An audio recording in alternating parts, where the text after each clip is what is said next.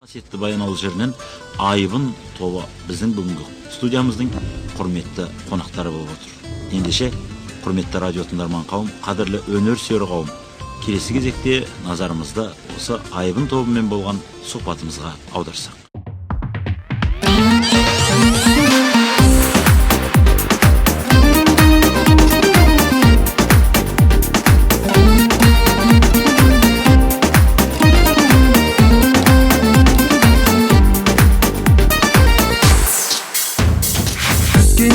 Аса өмір арнасына ұмтылғанда тек алға таңғасыға болыңғыр болашақтың бағытында достарымдай жанашыр бар мәсірә өмірдің асу бермес өткенінде шаттықтың шуағы мол көктемінде әрқашанда достарым болыңдаршы бақыт пен қуаныштың тек төрінде.